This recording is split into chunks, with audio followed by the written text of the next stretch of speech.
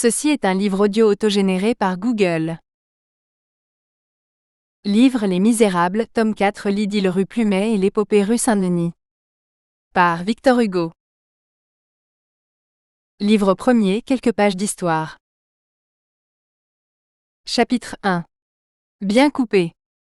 1831 et 1832, les 2 années qui se rattachent immédiatement à la Révolution de Juillet, sont un des moments les plus particuliers et les plus frappants de l'histoire. Ces 2 années au milieu de celles qui les précèdent et qui les suivent, sont comme 2 montagnes. Elles ont la grandeur révolutionnaire. On y distingue des précipices. Les masses sociales, les assises même de la civilisation, le groupe solide des intérêts superposés et adhérents, les profils séculaires de l'antique formation française, y apparaissent et y disparaissent à chaque instant à travers les nuages orageux des systèmes, des passions et des théories. Ces apparitions et ces disparitions ont été nommées la résistance et le mouvement. Par intervalles on y voit luire la vérité, ce jour de l'âme humaine. Cette remarquable époque est assez circonscrite, et commence à s'éloigner assez de nous pour qu'on puisse en saisir dès à présent les lignes principales. Nous allons l'essayer. La Restauration avait été une de ces phases intermédiaires difficiles à définir, où il y a de la fatigue, du bourdonnement, des murmures, du sommeil, du tumulte, et qui ne sont autre chose que l'arrivée d'une grande nation à une étape.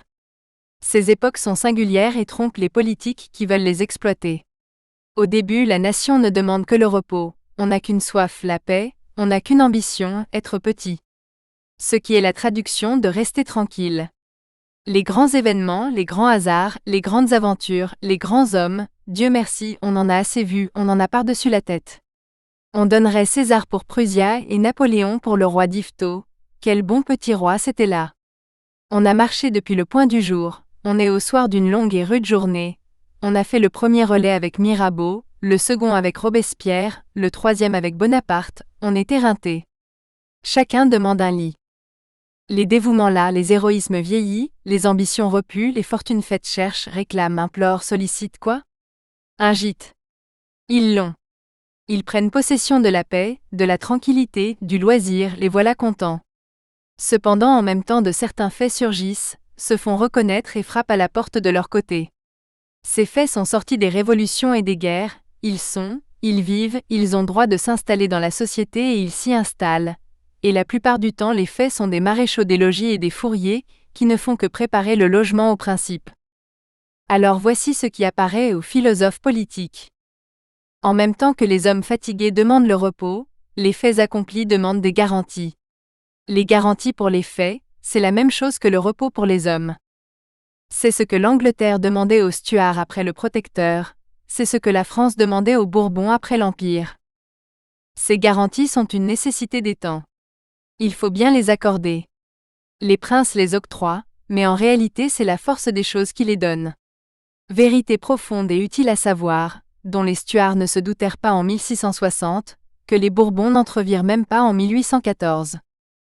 La famille prédestinée qui revint en France quand Napoléon s'écroula, eut la simplicité fatale de croire que c'était elle qui donnait, et que ce qu'elle avait donné, elle pouvait le reprendre, que la maison de Bourbon possédait le droit divin, que la France ne possédait rien, et que le droit politique concédé dans la charte de Louis XVIII n'était autre chose qu'une branche du droit divin, détachée par la maison de Bourbon et gracieusement donnée au peuple jusqu'au jour où il plairait au roi de s'en ressaisir. Cependant, au déplaisir que le don lui faisait, la maison de Bourbon aurait dû sentir qu'il ne venait pas d'elle. Elle fut hargneuse au XIXe siècle. Elle fit mauvaise mine à chaque épanouissement de la nation. Pour nous servir du mot trivial, c'est-à-dire populaire et vrai, elle rechigna. Le peuple le vit. Elle crut qu'elle avait de la force, parce que l'Empire avait été emporté devant elle, comme un châssis de théâtre. Elle ne s'aperçut pas qu'elle avait été apportée elle-même, de la même façon. Elle ne vit pas qu'elle aussi était dans cette main, qui avait ôté de là Napoléon. Elle crut qu'elle avait des racines, parce qu'elle était le passé. Elle se trompait, elle faisait partie du passé, mais tout le passé c'était la France. Les racines de la société française n'étaient point dans les Bourbons, mais dans la nation. Ces obscures et vivaces racines ne constituaient point le droit d'une famille, mais l'histoire d'un peuple. Elles étaient partout, excepté sous le trône. La maison de Bourbon était pour la France le nœud illustre et sanglant de son histoire, mais n'était plus l'élément principal de sa destinée, et la base nécessaire de sa politique. On pouvait se passer des Bourbons, on s'en était passé 22 ans, il y avait eu solution de continuité, ils ne s'en doutaient pas. Et comment s'en seraient-ils doutés, eux qui se figuraient que Louis XVII régnait le 9 Thermidor, et que Louis XVIII régnait le jour de Marengo? Jamais, depuis l'origine de l'histoire, les princes n'avaient été si aveugles en présence des faits et de la portion d'autorité divine que les faits contiennent et promulguent. Jamais cette prétention d'en bas qu'on appelle le droit des rois, n'avait nié à ce point le droit d'en haut. Erreur capitale qui amena cette famille à remettre la main sur les garanties, octroyées en 1814, sur les concessions, comme elle les qualifiait. Chose triste, ce qu'elle nommait ses concessions, c'était nos conquêtes, ce qu'elle appelait nos empiètements, c'était nos droits. Lorsque l'heure lui sembla venue, la Restauration, se supposant victorieuse de Bonaparte et enracinée dans le pays, c'est-à-dire se croyant forte et se croyant profonde, prit brusquement son parti et risqua son coup. Un matin elle se dressa en face de la France, et élevant la voix, elle contesta le titre collectif et le titre individuel, à la nation la souveraineté, aux citoyens la liberté. En d'autres termes, elle nia à la nation ce qui la faisait nation, et aux citoyens ce qui le faisait citoyen. C'est là le fond de ces actes fameux qu'on appelle les ordonnances de Juillet. La Restauration tomba. Elle tomba justement. Cependant, disons-le, elle n'avait pas été absolument hostile à toutes les formes du progrès. De grandes choses s'étaient faites, elle étant à côté. Sous la Restauration, la nation s'était habituée à la discussion dans le calme, ce qui avait manqué à la République, et à la grandeur dans la paix, ce qui avait manqué à l'Empire. La France libre et forte avait été un spectacle encourageant pour les autres peuples de l'Europe. La Révolution avait eu la parole sous Robespierre, le canon avait eu la parole sous Bonaparte, c'est sous Louis XVIII et Charles X que vint le tour de parole de l'intelligence. Le vent cessa, le flambeau se ralluma. On vit frissonner sur les cimes sereines la pure lumière des esprits. Spectacle magnifique, utile et charmant. On vit travailler pendant 15 ans en pleine paix, en pleine place publique, ces grands principes, si vieux pour le penseur, si nouveaux pour l'homme d'État, l'égalité devant la loi, la liberté de la conscience, la liberté de la parole, la liberté de la presse, l'accessibilité de toutes les aptitudes à toutes les fonctions. Cela alla ainsi jusqu'en 1830. Les Bourbons furent un instrument de civilisation, qui cassa dans les mains de la Providence. La chute des Bourbons fut pleine de grandeur, non de leur côté, mais du côté de la nation. Eux quittèrent le trône avec gravité, mais sans autorité. Leur descente dans la nuit ne fut pas une de ces disparitions solennelles qui laissent une sombre émotion à l'histoire. Ce ne fut ni le calme spectral de Charlemagne, ni le cri d'aigle de Napoléon. Ils s'en allèrent, voilà tout. Ils déposèrent la couronne, et ne gardèrent pas d'auréole. Ils furent dignes mais ils ne furent pas augustes. Ils manquèrent dans une certaine mesure à la majesté de leur malheur. Charles X, pendant le voyage de Cherbourg, faisant couper une table ronde en table carrée, parut plus soucieux de l'étiquette en péril que de la monarchie croulante. Cette diminution attrista les hommes dévoués qui aimaient leur personne, et les hommes sérieux qui honoraient leur race. Le peuple, lui, fut admirable. La nation, attaquée un matin à main armée par une sorte d'insurrection royale, se sentit tant de force qu'elle n'eut pas de colère. Elle se défendit, se contint, remit les choses à leur place, le gouvernement dans la loi, les Bourbons dans l'exil, hélas, et s'arrêta. Elle prit le vieux roi Charles X sous ce dais qui avait abrité Louis XIV, et le posa à terre doucement. Elle ne toucha aux personnes royales qu'avec tristesse et précaution. Ce ne fut pas un homme, ce ne furent pas quelques hommes, ce fut la France entière, la France victorieuse et enivrée de sa victoire, qui sembla se rappeler et qui pratiqua aux yeux du monde entier ces graves paroles de Guillaume du Vers après la journée des barricades. Il est haïssé à ceux qui ont accoutumé d'effleurer les faveurs des grands et solteurs, comme un oiseau de branche en branche, d'une fortune affligée à une florissante, de se montrer hardi contre leur prince en son adversité. Mais pour moi la fortune de mes rois me sera toujours vénérable, et principalement des affligés. Les Bourbons emportèrent le respect, mais non le regret. Comme nous venons de le dire, leur malheur fut plus grand qu'eux. Ils s'effacèrent à l'horizon. La Révolution de Juillet eut tout de suite des amis et des ennemis dans le monde entier. Les uns se précipitèrent vers elle avec enthousiasme et joie, les autres s'en détournèrent chacun selon sa nature. Les princes de l'Europe au premier moment, hiboux de cette aube, fermèrent les yeux blessés et stupéfaits et ne les rouvrirent que pour menacer. Effroi qui se comprend, colère qui s'excuse. Cette étrange révolution avait à peine été un choc, elle n'avait pas même fait à la royauté vaincue l'honneur de la traiter en ennemie et de verser son sang.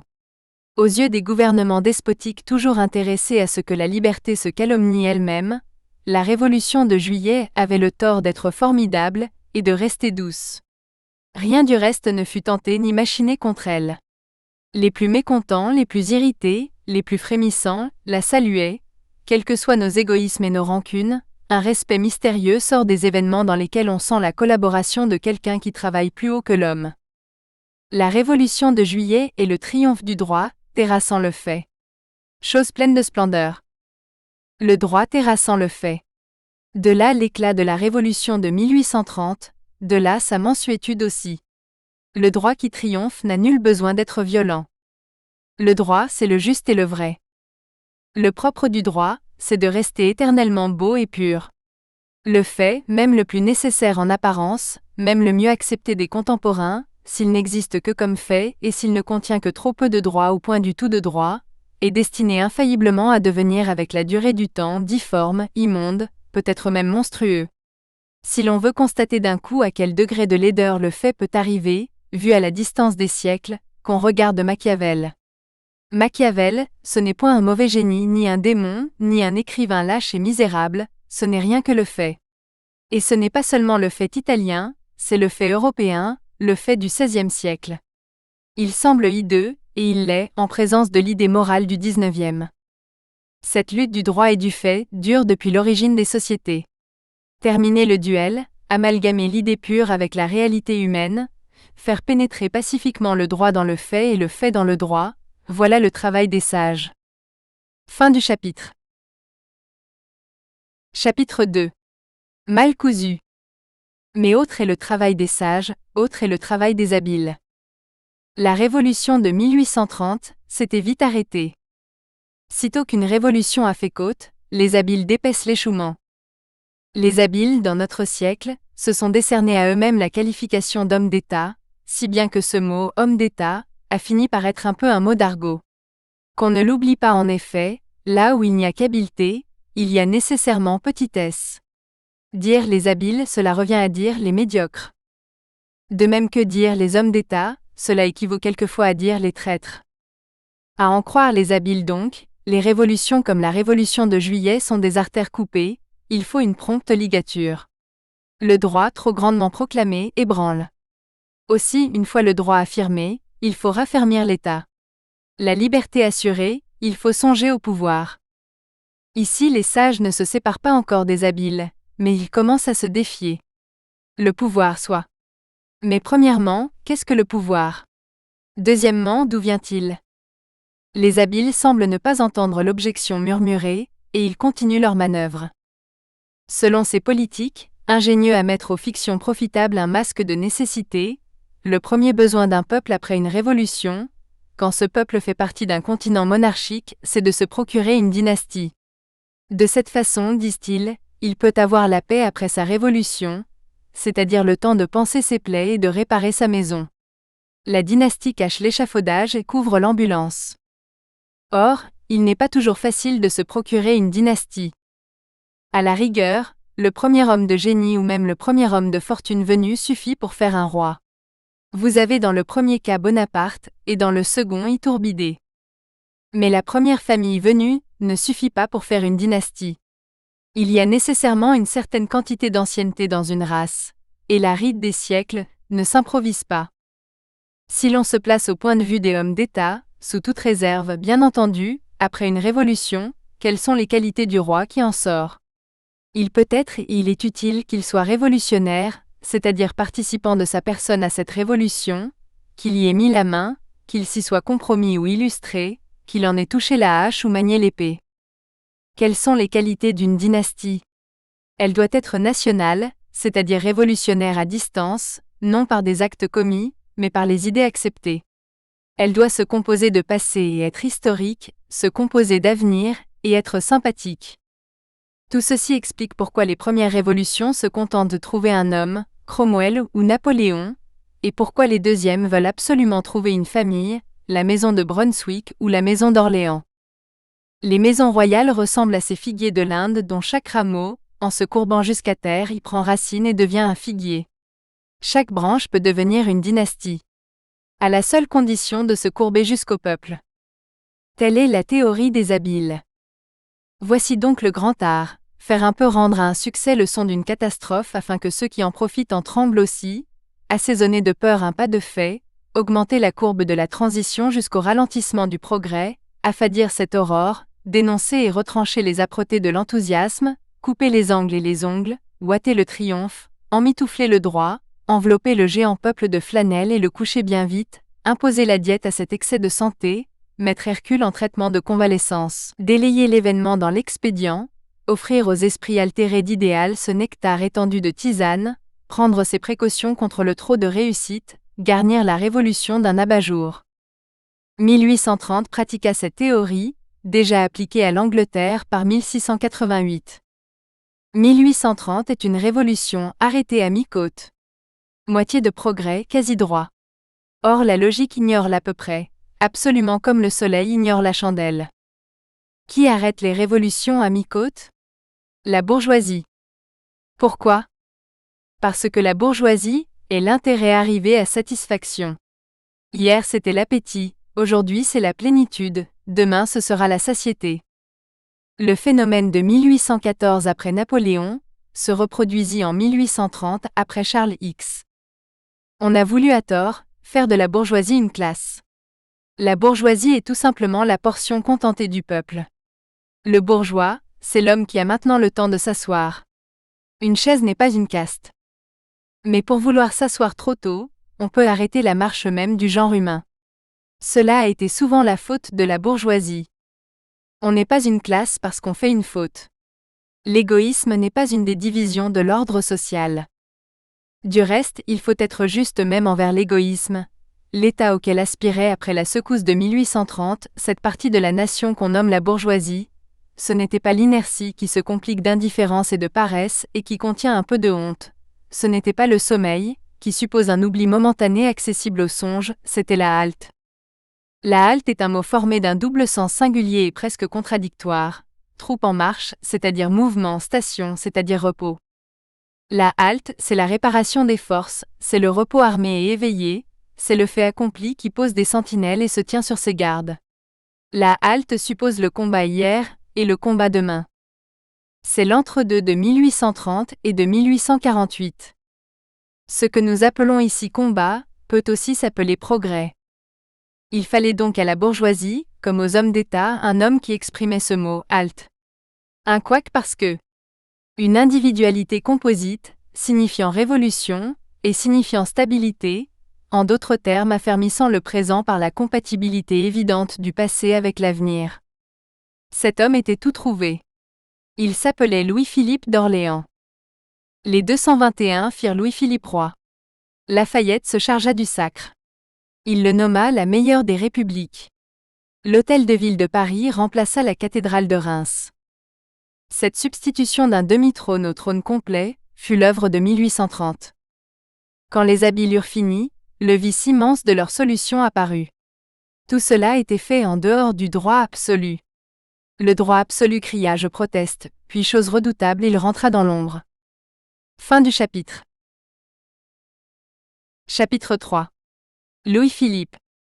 Les révolutions ont le bras terrible et la main heureuse, elles frappent ferme et choisissent bien. Même incomplète, même abâtardie et matinée, et réduite à l'état de révolution cadette, comme la révolution de 1830, il leur reste presque toujours assez de lucidité providentielle pour qu'elles ne puissent mal tomber. Leur éclipse n'est jamais une abdication. Pourtant, ne nous vantons pas trop haut, les révolutions elles aussi se trompent, et de graves méprises se sont vues. Revenons à 1830. 1830, dans sa déviation, eut du bonheur. Dans l'établissement qui s'appela l'ordre après la Révolution coupée court, le roi valait mieux que la royauté. Louis-Philippe était un homme rare. Fils d'un père auquel l'histoire accordera certainement les circonstances atténuantes, mais aussi digne d'estime que ce père avait été digne de blâme, ayant toutes les vertus privées et plusieurs des vertus publiques, soigneux de sa santé, de sa fortune, de sa personne, de ses affaires, connaissant le prix d'une minute et pas toujours le prix d'une année, sobre, serein, paisible, patient, bonhomme et bon prince. Couchant avec sa femme, et ayant dans son palais des laquais chargés de faire voir le lit conjugal aux bourgeois, ostentation d'alcôve régulière devenue utile après les anciens étalages illégitimes de la branche aînée, sachant toutes les langues de l'Europe et ce qui est plus rare, tous les langages de tous les intérêts et les parlant, admirable représentant de la classe moyenne, mais la dépassant, et de toutes les façons plus grand qu'elle, ayant l'excellent esprit tout en appréciant le sang dont il sortait, de se compter surtout pour sa valeur intrinsèque, et sur la question même de sa race, très particulier, se déclarant Orléans et non Bourbon, très premier prince du sang tant qu'il n'avait été qu'Altesse sérénissime, mais franc-bourgeois le jour où il fut majesté, diffus en public, concis dans l'intimité, avare signalé mais non prouvé. Au fond, un de ces économes aisément prodigues pour leur fantaisie ou leur devoir, lettré et peu sensible aux lettres. Gentilhomme, mais non chevalier, simple, calme et fort. Adoré de sa famille et de sa maison, causeur séduisant. Homme d'état désabusé, intérieurement froid, dominé par l'intérêt immédiat, gouvernant toujours au plus près, incapable de rancune et de reconnaissance, usant sans pitié les supériorités sur les médiocrités, habile à faire donner tort par les majorités parlementaires à ces unanimités mystérieuses qui grondent sourdement sous les trônes. Expansif, parfois imprudent dans son expansion, mais d'une merveilleuse adresse dans cette imprudence, fertile en expédients, en visages, en masques, faisant peur à la France de l'Europe et à l'Europe de la France, aimant incontestablement son pays, mais préférant sa famille. Prise en plus la domination que l'autorité et l'autorité que la dignité, disposition qui a cela de funeste que tournant tout au succès, elle admet la ruse et ne répudie pas absolument la bassesse, mais qui a cela de profitable qu'elle préserve la politique des chocs violents, l'état des fractures et la société des catastrophes, minutieux, correct, vigilant, attentif, sagace, infatigable, se contredisant quelquefois et se démentant, hardi contre l'Autriche à Ancône, opiniâtre contre l'Angleterre en Espagne, bombardant Anvers et payant Pritchard, chantant avec conviction la Marseillaise, inaccessible à l'abattement, aux lassitudes, au goût du beau et de l'idéal, aux générosités téméraires, à l'utopie, à la chimère, à la colère, à la vanité, à la crainte, ayant toutes les formes de l'intrépidité personnelle, général à Valmy, soldat à Jemmapes, tâté 8 fois par le régicide et toujours souriant, brave comme un grenadier, courageux comme un penseur, inquiet seulement devant les chances d'un ébranlement européen et impropre aux grandes aventures politiques, toujours prêt à risquer sa vie, jamais son œuvre, déguisant sa volonté en influence afin d'être plutôt obéi comme intelligence que comme roi, doué d'observation et non de divination, peu attentif aux esprits, mais se connaissant en homme, c'est-à-dire ayant besoin de voir pour juger, bon sens prompt et pénétrant, sagesse pratique, parole facile, mémoire prodigieuse, puisant sans cesse dans cette mémoire, son unique point de ressemblance avec César, Alexandre et Napoléon, sachant les faits, les détails, les dates, les noms propres, ignorant les tendances, les passions, les génies divers de la foule, les aspirations intérieures, les soulèvements cachés et obscurs des âmes, en un mot, tout ce qu'on pourrait appeler les courants invisibles des consciences, acceptés par la surface, mais peu d'accord avec la France de dessous, s'en tirant par la finesse, gouvernant trop et ne régnant pas assez. Son premier ministre à lui-même, excelle à faire de la petitesse des réalités un obstacle à l'immensité des idées, mêlant à une vraie faculté créatrice de civilisation, d'ordre et d'organisation, on ne sait quel esprit de procédure et de chicane, fondateur et procureur d'une dynastie, ayant quelque chose de Charlemagne et quelque chose d'un avoué. En somme, figure haute et originale, prince qui sut faire du pouvoir malgré l'inquiétude de la France, et de la puissance malgré la jalousie de l'Europe, Louis-Philippe sera classé parmi les hommes éminents de son siècle, et serait rangé parmi les gouvernants les plus illustres de l'histoire, s'il eût un peu aimé la gloire, et s'il eût eu le sentiment de ce qui est grand, au même degré que le sentiment de ce qui est utile. Louis-Philippe avait été beau, et vieilli, était resté gracieux, pas toujours agréé de la nation, il l'était toujours de la foule, il plaisait. Il avait ce don, le charme. La majesté lui faisait défaut, il ne portait ni la couronne quoique roi, ni les cheveux blancs quoique vieillard. Ses manières étaient du vieux régime et ses habitudes du nouveau, mélange du noble et du bourgeois qui convenait à 1830. Louis-Philippe était la transition régnante, il avait conservé l'ancienne prononciation et l'ancienne orthographe qu'il mettait au service des opinions modernes, il aimait la Pologne et la Hongrie, mais il écrivait les polonois et il prononçait les hongrois. Il portait l'habit de la garde nationale comme Charles X, et le cordon de la Légion d'honneur comme Napoléon. Il allait peu à la chapelle, point à la chasse, jamais à l'opéra. Incorruptible aux sacristains, aux valets de chiens et aux danseuses, cela entrait dans sa popularité bourgeoise. Il n'avait point de cour. Il sortait avec son parapluie sous son bras, et ce parapluie a longtemps fait partie de son auréole. Il était un peu maçon, un peu jardinier et un peu médecin, il saignait un postillon tombé de cheval. Louis-Philippe n'allait pas plus sans sa lancette que Henri III sans son poignard. Les royalistes raillaient ce roi ridicule, le premier qui ait versé le sang pour guérir. Dans les griefs de l'histoire contre Louis-Philippe, il y a une défalcation à faire. Il y a ceux qui accusent la royauté, ceux qui accusent le règne, et ceux qui accusent le roi, 3 colonnes qui donnent chacune un total différent. Le droit démocratique confisqué, le progrès devenu le deuxième intérêt, les protestations de la rue réprimées violemment, l'exécution militaire des insurrections, l'émeute passée par les armes, la rue Transnonain, les conseils de guerre, l'absorption du pays réel par le pays légal, le gouvernement de compte à demi avec 300 000 privilégiés, sont le fait de la royauté. La Belgique refusée, l'Algérie trop durement conquise, et comme l'Inde par les Anglais, avec plus de barbarie que de civilisation, le manque de foi à Abdelkader, Blay, de Tsacheté, Pritchard de payer, sont le fait du règne. La politique plus familiale que nationale est le fait du roi. Comme on voit le décompte opéré, la charge du roi s'amoindrit. Sa grande faute, la voici, il a été modeste au nom de la France. D'où vient cette faute? Disons-le. Louis-Philippe a été un roi trop père. Cette incubation d'une famille qu'on veut faire éclore dynastie a peur de tout, et n'entend pas être dérangée.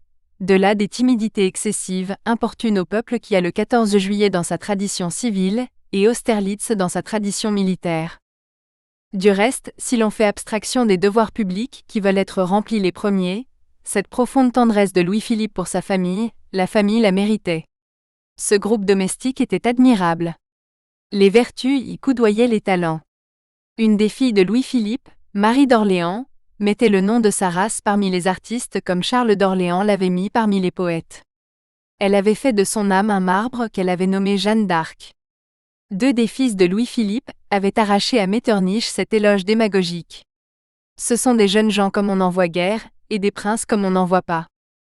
Voilà, sans rien dissimuler mais aussi sans rien aggraver, le vrai sur Louis-Philippe. Être le prince égalité, porter en soi la contradiction de la Restauration et de la Révolution, avoir ce côté inquiétant du révolutionnaire qui devient rassurant dans le gouvernant, ce fut là la fortune de Louis-Philippe en 1830. Jamais il n'y eut adaptation plus complète d'un homme à un événement, l'un entra dans l'autre, et l'incarnation se fit. Louis-Philippe, c'est 1830 fait homme. De plus, il avait pour lui cette grande désignation au trône, l'exil. Il avait été proscrit, errant, pauvre. Il avait vécu de son travail. En Suisse, cet apanagiste des plus riches domaines princiers de France avait vendu un vieux cheval pour manger. À Reichenau, il avait donné des leçons de mathématiques pendant que sa sœur Adélaïde faisait de la broderie et cousait. Ses souvenirs mêlés à un roi enthousiasmaient la bourgeoisie. Il avait démoli de ses propres mains la dernière cage de fer du Mont Saint-Michel, bâtie par Louis XI et utilisée par Louis XV. C'était le compagnon de Dumouriez, c'était l'ami de Lafayette, il avait été du club des Jacobins. Mirabeau lui avait frappé sur l'épaule, Danton lui avait dit « Jeune homme ». À 24 ans en 93, étant monsieur de Chartres, du fond d'une logette obscure de la Convention, il avait assisté au procès de Louis XVI, si bien nommé ce pauvre tyran.